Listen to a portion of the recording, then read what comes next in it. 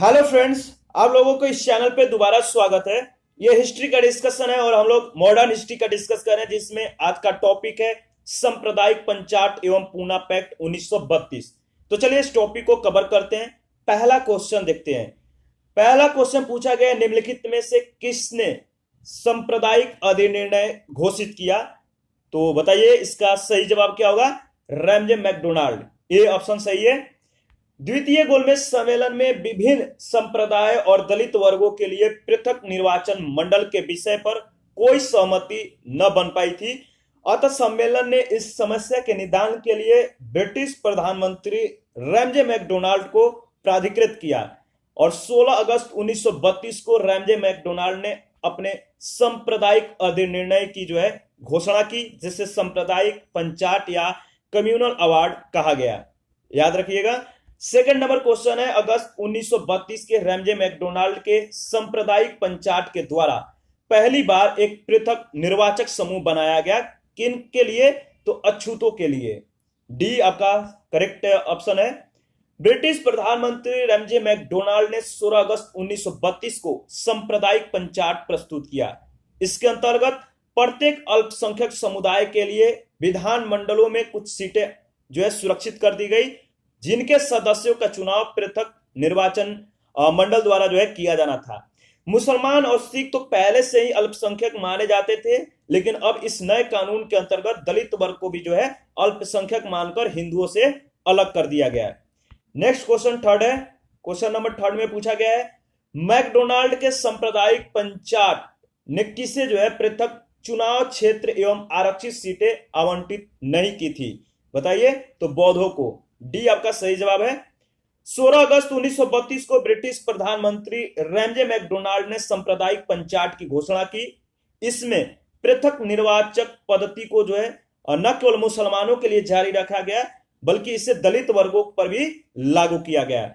इसके तहत मुसलमान, ईसाई, सिख, आंग्ल भारतीय और अन्य के लिए पृथक निर्वाचन पद्धति की सुविधा प्रदान की गई, जो केवल प्रांतीय विधानमंडलों पर ही लागू थी। स्पष्ट है कि बौद्धों को पृथक चुनाव क्षेत्र एवं आरक्षित सीटें इसके लिए आवंटित नहीं की गई। क्वेश्चन नंबर 4 है, महात्मा गांधी ने पहला आमरण अनशन कब प्रारंभ किया था? बताइए। तो कम्युनल अवार्ड के समय। ये आपका सही जवाब है। गांधी जी ने अपना पहला आमरण अनशन सितंबर 1932 को यरवदा जेल में रहते हुए ब्रिटिश प्रधानमंत्री रैमजे मैकडोनाल्ड के सांप्रदायिक निर्णय के विरुद्ध प्रारंभ किया था, जो कि 24 सितंबर को अम्बेडकर और गांधी जी के अनुयायियों के मध्य हुए पूना समझौता के बाद समाप्त हुआ। 5 नंबर क्वेश्चन है, 1932 में महात्मा गांधी ने मरण पर्यंत उपवास प्रधानतः इसलिए किया कि किस लिए किया? पहला इसमें जो स्टेटमेंट है आपको बताना है, मतलब इस चारों स्टेटमेंट में बताना है कि किसके लिए ये मतलब कि जो क्वेश्चन पूछा गया है उपयुक्त जो आपका आंसर होगा कौन सा होगा इस क्वेश्चन में।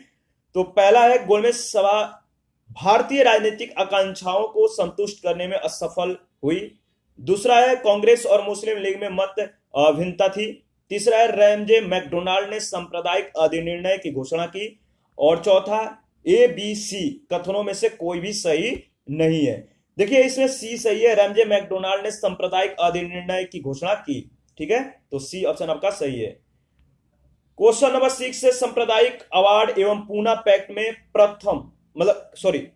सांप्रदायिक अवार्ड और पूना पैक्ट में क्रमशः दलित वर्ग के लिए कितने सीटें दी गई थी?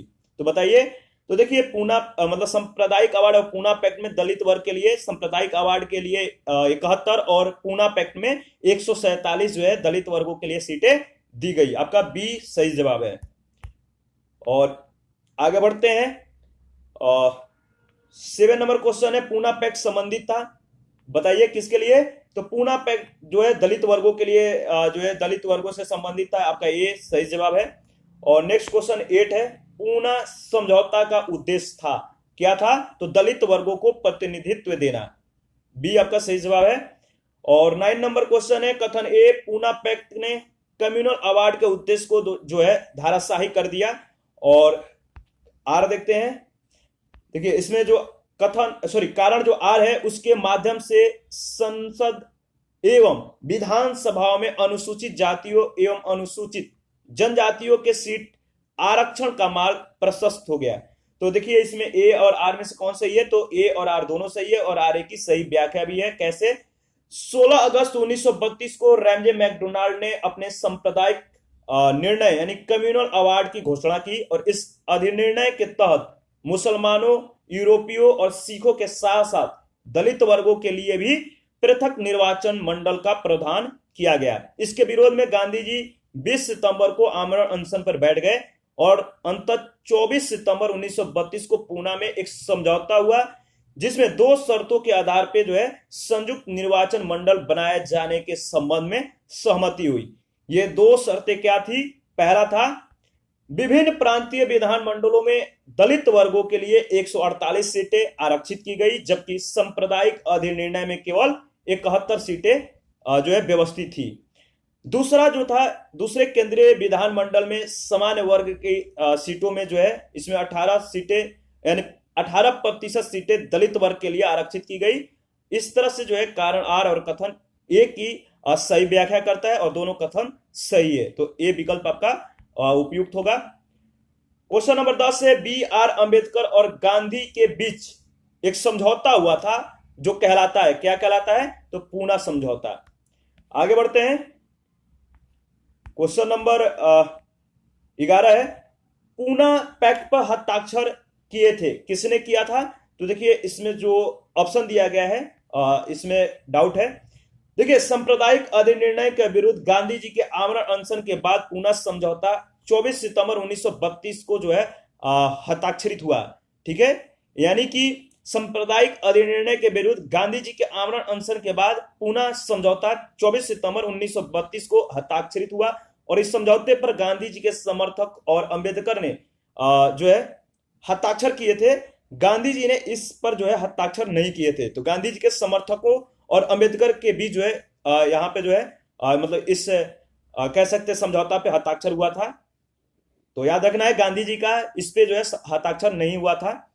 क्वेश्चन नंबर 12 है सांप्रदायिक अधिनिर्णय की घोषणा के पश्चात निम्नलिखित में से किसे जो है संपादित किया गया? तो बताइए सांप्रदायिक अधिनिर्णय की घोषणा के पश्चात इनमें से किसे संपादित किया गया? तो पूना समझौता। आपका डी ऑप्शन सही है। क्वेश्चन नंबर 13 है निम्नलिखित में से किसने ऐतिहासिक 1932 के पूना समझौता पे हस्ताक्षर नहीं किए थे? तो एम के गांधी यानी महात्मा गांधी। 24 सितंबर 1932 दिन शनिवार को शाम 5 बजे 5 बजे पूना समझौता हस्ताक्षरित हुआ। दलित वर्ग की ओर से डॉक्टर भीमराव अंबेडकर ने और हिंदू जाति की ओर से पंडित मदन मोहन मालवीय ने इस पर हस्ताक्षर किए। एम जयकर, देवदास गांधी, विश्वास राजभोज, पी बालू, गवई, ठक्कर, सोलंकी, तेज बहादुर सप्रू, जीडी बिरला, राजगोपालचारी, डॉक्टर राजेंद्र प्रसाद, राव बहादुर श्रीनिवास और एमसी राजा, सीवी मेहता, बघेल एवं कौमत अन्य हस्ताक्षर करता थे। बंबई में अनेक लोगों ने जो है इस पर हस्ताक्षर किए और राजगोपालचारी ने इस समझौता पर हस्ताक्षर के बाद डॉक्टर भीमराव अंबेडकर से अपनी कलम जो है बदल ली थी। क्वेश्चन नंबर 14 है 1932 में पूना पैक्ट के बाद हरिजन सेवक संघ की स्थापना हुई, किसके अध्यक्षता में? बताइए। तो देखिए घनश्याम बिरला के अध्यक्षता में जो है इसकी कहने का मतलब कि घनश्याम दास बिरला इसका सही जवाब है। हरिजन सेवक संघ की स्थापना हुई थी पूना पैक्ट के बाद इनकी अध्यक्षता में। और आगे बढ़ते हैं, इसके बारे में 2-4 पॉइंट है जो देख लेते हैं। पूना समझौता 1932 के बाद महात्मा गांधी की रुचि सविनय अवज्ञा आंदोलन में नहीं रही। अब वह पूरी तरह से जो है अस्पृश्यता विरोधी आंदोलन में रुचि लेने लगे थे और इस प्रकार अखिल भारतीय अस्पृश्यता विरोधी लीग की स्थापना हुई जिसका नाम परिवर्तित करके हरिजन सेवक संघ कर दिया गया। घनश्याम दास बिरला इसके प्रथम अध्यक्ष थे। 15 नंबर क्वेश्चन है ऑल इंडिया अनटचेबिलिटी लीग बाद में जिसका नाम बदलकर हरिजन सेवक संघ हुआ, इसके प्रथम अध्यक्ष निम्नलिखित में से थे, कौन थे? तो आपको पता है घनश्याम दास बिरला। ठीक है, तो इसमें बी आपका सही जवाब है। और 16 नंबर जो क्वेश्चन है 1932 में स्थापित अखिल भारतीय अछूत विरोधी लीग के प्रथम प्रेसिडेंट थे? कौन थे? जीडी बिरला थे। 17 नंबर क्वेश्चन है, अखिल भारतीय हरिजन सेवक संघ की स्थापना किसने की थी? तो अखिल भारतीय हरिजन सेवक संघ की जो स्थापना किया था, किन लोगों ने किया था, किनने किया था? तो महात्मा गांधी ने किया था। राष्ट्रपिता महात्मा गांधी अखिल भारतीय हरिजन सेवक संघ या हरिजन मतलब ये जो हरिजन संघ था बाद में, या कह सकते हैं इसका नाम हरिजन सेवक संघ भी कहलाता था, मतलब लोग कहते थे। और इसकी स्थापना 1932 में हुई थी। 1933 में उन्होंने साप्ताहिक हरिजन नामक एक पत्र का प्रकाशन आरंभ किया। अखिल भारतीय हरिजन संघ का जो अध्यक्ष है गांधी जी ने घनश्याम दास बिरला को बनाया था। तो अखिल भारतीय हरिजन सेवक संघ के अध्यक्ष कौन थे? घनश्याम दास बिरला। 18 नंबर क्वेश्चन है, हरिजन सेवक संघ का पूर्ण जो नाम था वो क्या था? तो बताइए। देखिए इसमें All India anti untouchability league, B है All India depressed classes association, C है depressed classes association for social reforms, और डी में है एसोसिएशन ऑफ अनटचेबल्स। तो ए ऑप्शन सही है। महात्मा गांधी 30 सितंबर 1932 को समाज से अस्पृश्यता मिटाने के लिए all India anti untouchability league की स्थापना की, जिसका नाम आगे चलकर हरिजन सेवक संघ पड़ गया था। 19 नंबर क्वेश्चन है, दलित वर्गों का संघ स्थापित किया गया था? बताइए। Doctor B R. अंबेडकर के द्वारा। ये ऑप्शन सही है। 1920 ईस्वी में डॉक्टर भीमराव अंबेडकर द्वारा the all India depressed class federation यानी दलित वर्गों का संघ की जो है स्थापना की थी। 1924 में डॉक्टर अंबेडकर ने बंबई में दलित वर्ग संस्थान यानी बहिष्कृत हितकारिणी सभा की स्थापना की, और 3 वर्ष के बाद 1927 में उन्होंने मराठी पाक्षिक बहिष्कृत भारत का प्रकाशन आरंभ किया।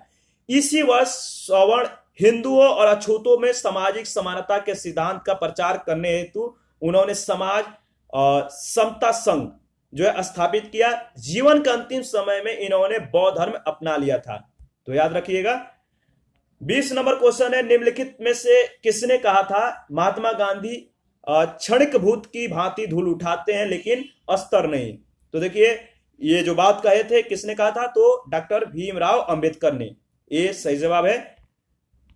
14 अगस्त 1931 को बंबई में महात्मा गांधी से वार्ता के दौरान डॉक्टर भीमराव अंबेडकर ने कहा था, इतिहास बताता है कि महात्मा क्षणिक भूत की भांति जो है धूल उठाते हैं, मतलब उड़ाते हैं लेकिन अस्तर नहीं उठाते।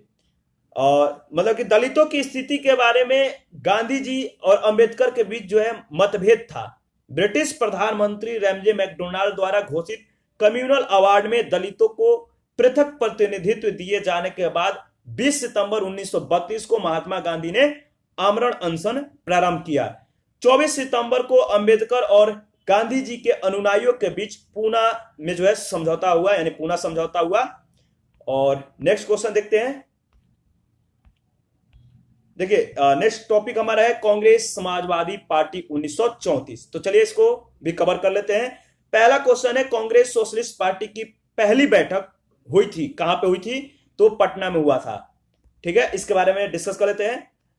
मई 1934 में पटना में कांग्रेस महा समिति की बैठक के दौरान ही इन सदस्यों की एक अलग बैठक हुई, जिसमें अखिल भारतीय समाजवादी दल की स्थापना को औपचारिक मान्यता दे दी गई। अक्टूबर नवंबर 1934 के दौरान जो है बंबई में इसकी नीतियां और कार्य प्रणालियां तय की गई। सेकंड नंबर क्वेश्चन है, कांग्रेस सोशलिस्ट पार्टी की पहली बैठक पटना में हुई किस वर्ष? तो वर्ष 1934 में। और थर्ड नंबर क्वेश्चन है, कांग्रेस सोशलिस्ट पार्टी के संदर्भ में निम्नलिखित कथनों पे आपको विचार करना है। पहला है, इसने ब्रिटिश माल के बहिष्कार और करों के अपवंचन यानी इवेजन की वकालत की। दूसरा स्टेटमेंट है, यह सर्वहारा वर्ग का अधिनायकत्व स्थापित करना चाहती थी। और चौथा जो स्टेटमेंट मतलब थर्ड जो स्टेटमेंट है, इसने अल्पसंख्यक और दलित वर्गों के लिए पृथक निर्वाचन क्षेत्र की वकालत की। तो इसमें बताइए कौन सा सही है? तो देखिए इसमें कोई सही नहीं है। बताना था कि तीनों स्टेटमेंट में कौन सही था। तो डी इसमें आपका सही जवाब होगा, कोई नहीं। देख लेते हैं क्यों। देखिए, कांग्रेस समाजवादी पार्टी ने ब्रिटिश उत्पादों तथा करों के बहिष्कार का समर्थन किया, न कि करों के अपवंचन का। कांग्रेस समाजवादी पार्टी समानता के आधार पर समाजवादी समाज की स्थापना करना चाहते थे और सर्वहारा वर्ग का अधिनायकत्व स्थापित करना इनका लक्ष्य नहीं था, यह मार्क्सवाद का लक्ष्य था। इसने अल्पसंख्यकों और दलित वर्गों के लिए पृथक निर्वाचन क्षेत्र की वकालत नहीं की। इस तरह से आपका जो उत्तर होगा डी उत्तर होगा।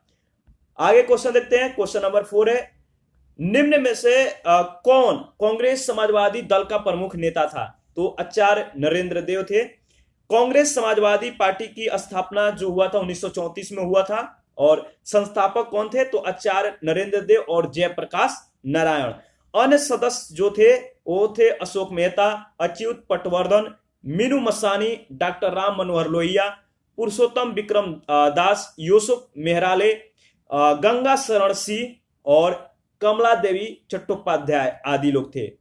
आगे देखते हैं। नेक्स्ट क्वेश्चन हमारा है 5। वर्ष 1934 में पटना में अखिल भारतीय कांग्रेस समाजवादी पार्टी का संयोजक कौन था? तो देखिए, जयप्रकाश नारायण इसमें आपका सही जवाब होगा। ऊपर में इसके बारे में डिस्कस किया है हम लोगों ने कि इस पार्टी का स्थापना कब हुआ था, कौन कौन इसका अध्यक्ष थे और कौन कौन इसके अन्य सदस्य थे, तो याद रखना है। चलिए फिर से इसको रिपीट कर लेते हैं, आपका फिर से रिवीजन हो जाएगा। 1934 में पटना में अखिल भारतीय कांग्रेस समाजवादी पार्टी के जो संयोजक थे जयप्रकाश नारायण थे। इसके संस्थापकों में जयप्रकाश नारायण, आचार्य नरेंद्र देव, अशोक मेहता आदि प्रमुख थे।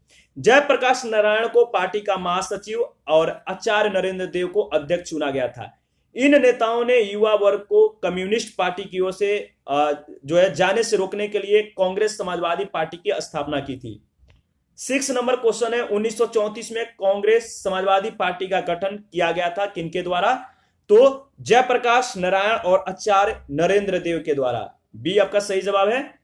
1934 में कांग्रेस समाजवादी पार्टी का गठन जो है कांग्रेस के भीतर ही जयप्रकाश नारायण, योगेंद्र शुक्ला, मीनू मसानी और आचार्य नरेंद्र देव द्वारा जो है किया गया था। 7 नंबर क्वेश्चन है, जयप्रकाश नारायण इस पार्टी से जुड़े थे, किस पार्टी से? तो सेम क्वेश्चन बताइए, तो बताइए। जयप्रकाश नारायण और आचार्य नरेंद्र देव, आपको याद होगा, ऊपर में हम लोगों ने डिस्कस भी किया था। तो देखिए इसका आपका सी सही जवाब है, Congress socialist party.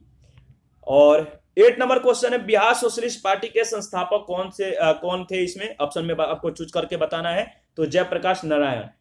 Jayaprakash Narayan Bihar socialist party से जुड़े हुए थे और 1931 में बिहार सोशलिस्ट पार्टी का गठन गंगा शरण सिंह, राम वृक्ष बेनीपुरी और रामानंद मिश्र आदि ने किया था। 9 नंबर क्वेश्चन है, लोकनायक के नाम से किसे जाना जाता है? तो लोकनायक जिसको जाना जाता है लोकनायक के नाम से वो है जयप्रकाश नारायण। जयप्रकाश नारायण को जो है लोकनायक के नाम से जाना जाता है। 1942 में भारत छोड़ो आंदोलन के दौरान इन्होंने डॉक्टर राम मनोहर लोहिया और अरुणा आसफ अली के साथ मिलकर गुप्त रूप से भारतीय जनता को संगठित किया था। इन्होंने 5 जून 1974 को पटना के गांधी मैदान पर जो है संपूर्ण क्रांति का आह्वान किया और 1998 में मरणोपरांत इन्हें भारत रत्न प्रदान किया गया। क्वेश्चन नंबर 10 है, जयप्रकाश नारायण किस नाम से पहचाने जाते हैं? बताइए। तो लोकनायक के नाम से जो है ये विख्यात थे। इनका जो उपाधि था, इनकी उपाधि क्या था? लोकनायक ही। तो जयप्रकाश नारायण किस नाम से पहचाने जाते हैं? लोकनायक। और लोकमान किनके नाम से मतलब किनका नाम था? यानी इनको लोकमान्य की जो उपाधि दी गई थी, किनको दी गई थी? तो अभी जस्ट हम लोगों ने जो है डिस्कशन किया है, तो कमेंट में आपको बताना है बिना वीडियो को बैक किए हुए। क्वेश्चन नंबर 11, जयप्रकाश जो है दिवस मनाया गया यानी मनाया जाता है। तो देखिए जयप्रकाश दिवस मनाया गया था अप्रैल 1946 में। ठीक है, डी आपका सही जवाब है। और देख लेते हैं, अप्रैल 1946 में जयप्रकाश नारायण की रिहाई के लिए जयप्रकाश दिवस मनाया गया। पटना के बांकीपुर मैदान में एक जनसभा हुई जिसमें राजनीतिक बंदियों को जेल में रखने की सरकारी नीति की आलोचना की गई और जयप्रकाश की रिहाई की मांग की गई। क्वेश्चन नंबर 12 है, श्री नरसिंह नारायण क्या थे? तो श्री नरसिंह नारायण समाजवादी थे और वे बिहार सोशलिस्ट पार्टी से जुड़े हुए थे। क्वेश्चन नंबर 13 है, निम्नलिखित कथनों पे आपको विचार करना है।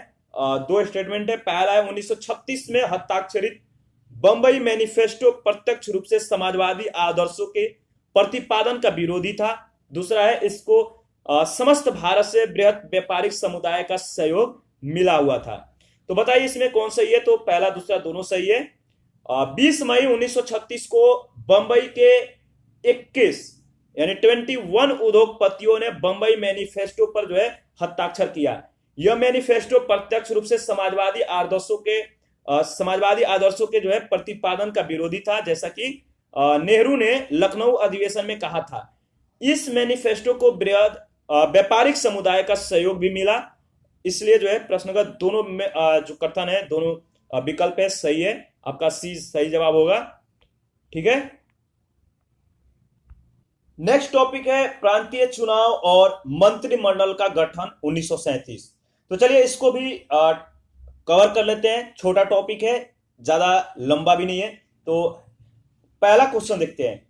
1937 में संपन्न विधानसभा चुनाव में इंडियन नेशनल कांग्रेस को निम्न में से किस प्रांत में पूर्ण बहुमत नहीं मिला था।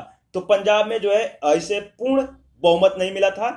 तो सी आपका सही जवाब है और इसके बारे में डिस्कस कर लेते हैं, इंपॉर्टेंट है। 1935 के भारत सरकार अधिनियम के आधार पे फरवरी 1937 में प्रांतीय विधानमंडलों के चुनाव हुए, जिनमें कांग्रेस ने अपनी प्रतिद्वंदी दलों का जो है सफाया करते हुए 5 प्रांतों मद्रास यहां पे जो है 65% मतों के साथ 215 में से 159 सीटें प्राप्त हुई। बिहार 75% मतों के साथ 152 में से 98 सीट प्राप्त हुए। मध्य प्रांत और बरार 61% मतों के साथ 112 में से 70 सीटें। संयुक्त प्रांत 65% मतों के साथ 228 में से 134 सीटें और उड़ीसा 60% मत के साथ 60 में से 36 सीटें जो है इसमें पूर्ण बहुमत प्राप्त किया। कांग्रेस बंबई लगभग कहने का मतलब पूर्ण बहुमत के साथ असम उत्तर पश्चिम प्रांत में सबसे बड़े दल के रूप में उभरी। केवल बंगाल, पंजाब और सिंध में ही, याद रखना है, बंगाल, पंजाब और सिंध में ही कांग्रेस सबसे बड़े दल बनने से वंचित रह गई थी। जुलाई 1937 में कांग्रेस ने 6 प्रांत मद्रास, संयुक्त प्रांत, मध्य प्रांत, बिहार, बंबई, उड़ीसा में अपनी जो है सरकारें गठित की। ठीक है। नोट जो दिया गया है याद रखना है आपको। बंबई में कांग्रेस को लगभग पूर्ण बहुमत जो है मिला था। अयोध्या सिंह की पुस्तक भारत का मुक्ति संग्राम में जो अयोध्या सिंह की पुस्तक है भारत की मुक्ति संग्राम में बंबई में भी जो है कांग्रेस का पूर्ण बहुमत दिखाया गया है, जो कि अन्य स्रोतों के अनुसार सही नहीं है। तो याद रखना है। क्वेश्चन नंबर 2 है, प्रांतीय सरकारों का गठन निम्नलिखित में से किस अधिनियम के तहत किया गया था। तो 1935 के अधिनियम के तहत। क्वेश्चन नंबर 3 है, 1935 के अधिनियम के तहत कराए गए विधानसभा चुनाव में से किस राज्य में कांग्रेस ने पूर्ण बहुमत नहीं प्राप्त किया। याद रखना है, 3 ऊपर में हम लोगों ने 3 नाम याद मतलब कि रिपीट किया है, कहने का मतलब डिस्कस किया है उसके बारे में। तो 3 प्रांत आपको याद होना है। इसी तरह से क्वेश्चन पूछ लिए जाएंगे और उन तीनों प्रांतों में से यहां पे आपको ऑप्शन 1 दिया गया है, वो है बंगाल। ठीक है। क्वेश्चन नंबर 4 है, वह कौन सा प्रांत था जहां पे 1937 के आम निर्वाचन में भारतीय राष्ट्रीय कांग्रेस को पूर्ण बहुमत नहीं प्राप्त हुआ था। सेम क्वेश्चन देखिए पूछा जा रहा है, ये असम है, बी ऑप्शन आपका सही है। और नेक्स्ट क्वेश्चन देखते हैं। क्वेश्चन नंबर 5 है, 1937 के चुनाव में कांग्रेस द्वारा बहुमत प्राप्त प्रांतों की संख्या कितनी थी बताइए। तो देखिए इसमें सी ऑप्शन आपका सही है, 5 है। और 6 नंबर क्वेश्चन है, ब्रिटिश भारत के निम्नलिखित प्रांतों पर आपको विचार करना है और उन प्रांतों को पहचानना है जहां पे 1937 में भारतीय राष्ट्रीय कांग्रेस का प्रतिमंडल नहीं बना। पहचानिए वो कौन सा प्रांत था। देखिए इसमें जो आपका ऑप्शन होगा बी ऑप्शन सही है, बंगाल और पंजाब होगा। ठीक है। तो बी याद रखना है। इसके बारे में देख लेते हैं। कहने का मतलब इसके बारे में तो वैसे देखे थे, पंजाब प्रांत जो है, पंजाब और बंगाल, यहां पे इन्होंने पूर्ण बहुमत के साथ जो है अपनी कहने का मतलब कि पार्टी को गठित नहीं कर पाए थे, सरकार नहीं बना पाए थे, यहाँ पे इन्हें पूर्ण बहुमत नहीं मिला था। तो और भी स्टेट थे जो पूर्ण बहुमत नहीं मिले थे, तो आपको जो है कमेंट में बताना है। क्वेश्चन नंबर 7 है वो प्रांत जहां पे 1937 के आम चुनाव के बाद भारतीय राष्ट्रीय कांग्रेस ने अपनी सरकार नहीं बनाई। तो देखिए बंगाल होगा, ए ऑप्शन आपका सही है। जुलाई 1937 के दौरान 6 प्रांतों में भारतीय राष्ट्रीय कांग्रेस ने अपने मंत्रिमंडल गठित किए थे। याद रखना है आपको, ये 6 प्रांत कौन कौन से थे? मद्रास, बंबई, मध्य प्रांत, उड़ीसा, बिहार और संयुक्त प्रांत। बाद में पश्चिमोत्तर प्रांत और असम में भी जो है कांग्रेस ने अन्य सहयोगियों के साथ जो है मिलकर गठबंधन मंत्रिमंडल बनाए थे। क्वेश्चन नंबर 8 है निम्न में से किस एक प्रदेश में 1935 अधिनियम के अंतर्गत कांग्रेस की मंत्रिपरिषद का गठन जो है नहीं हुआ था? तो देखिए 1935 के अधिनियम के अंतर्गत कांग्रेस के मंत्री परिषद का गठन जो है आपका पंजाब में नहीं हुआ था। डी आपका सही जवाब है। क्वेश्चन नंबर नेक्स्ट देखते हैं 9। वर्ष 1937 के चुनाव में कितने प्रांतों में कांग्रेस का मंत्रिमंडल बना था? बताइए। तो 6 प्रांतों में। 1935 के भारत सरकार अधिनियम के आधार पर फरवरी 1937 में प्रांतीय विधानमंडल के चुनाव हुए, जिनमें कांग्रेस ने अपनी प्रतिद्वंदी दलों को सफाया करते हुए 5 प्रांत मद्रास, ठीक है, बिहार और संयुक्त प्रांत, मध्य प्रांत, बरार और उड़ीसा जो है इन जगहों पे अपना पूर्ण बहुमत प्राप्त किया। कांग्रेस बंबई में लगभग पूर्ण बहुमत के साथ असम और उत्तर पश्चिम प्रांतों में सबसे बड़े दल के रूप में उभरी। केवल बंगाल, पंजाब और सिंध में ही कांग्रेस सबसे बड़े दल के रूप में जो है बनने से वंचित रह गई। जुलाई 1937 के दौरान 6 प्रांतों में भारतीय राष्ट्रीय कांग्रेस ने अपने मंत्रिमंडल गठित किए। ये प्रांत कौन कौन से थे? तो मद्रास था, बंबई था, मध्य प्रांत, उड़ीसा, बिहार और संयुक्त प्रांत था। बाद में पश्चिमोत्तर प्रांत और असम में भी कांग्रेस ने अन्य सहयोगियों के साथ मिलकर गठबंधन मंत्रिमंडल बनाए थे। उत्तर प्रदेश लोक सेवा आयोग द्वारा जारी उत्तर पत्रक में इसका जो है इस प्रश्न को जो है मूल्यांकन से बाहर कर दिया था। 10 नंबर क्वेश्चन है 1935 के अधिनियम के उपरांत 1937 में हुए चुनावों में गठित कांग्रेस मंत्रिमंडलों का कार्यकाल था कितना था? तो 28 माह। 1935 के अधिनियम के अंतर्गत 1937 में हुए चुनाव में गठित कांग्रेस मंत्रिमंडल का जो कार्यकाल था वो 28 माह थे। जुलाई 1937 के दौरान 6 प्रांतों में इसने अपने मंत्रिमंडल गठित किए थे। ये 6 प्रांत कौन कौन से? नाम याद रखना है, मद्रास है, बंबई है, मध्य प्रांत है, उड़ीसा है, बिहार है और संयुक्त प्रांत है। बाद में पश्चिमोत्तर प्रांत और असम में भी कांग्रेस ने मंत्रिमंडल बनाए थे अन्य पार्टियों के सहयोग के साथ। और द्वितीय विश्व युद्ध में भारतीयों की स्वीकृति के बगैर ब्रिटेन द्वारा भारत को शामिल किए जाने के विरोध में 22 अक्टूबर 1939 को सभी कांग्रेसी मंत्रिमंडलों ने जो है त्याग पत्र दे दिया। कांग्रेसी मंत्रिमंडलों ने कांग्रेसी मंत्रिमंडलों के त्यागपत्र देने की खुशी में जिन्ना द्वारा जो है भारत के सभी मुसलमानों से 22 दिसंबर दिन शुक्रवार 1939 के दिन जो है मुक्ति दिवस मनाने का आह्वान किया गया था। नेक्स्ट क्वेश्चन देखते हैं। नेक्स्ट क्वेश्चन 11 है 1937 में प्रांतों में विधानमंडल के निर्माण के उपरांत कांग्रेस का शासन कितने महीने चले थे? बताइए। तो 28 महीने। क्वेश्चन नंबर 12 है मुस्लिम लीग ने मुक्ति दिवस मनाया था किस वर्ष मनाया था? यानी देखिए 1939 में इन्होंने मुक्ति दिवस मनाया था। क्वेश्चन नंबर 13 है अपनी किस कार्यकारिणी कमेटी में कांग्रेस ने भू स्वामित्व को समाप्त करने की नीति अपनाई? तो कार्यकारिणी कमेटी 1937, ये आपका सही जवाब है।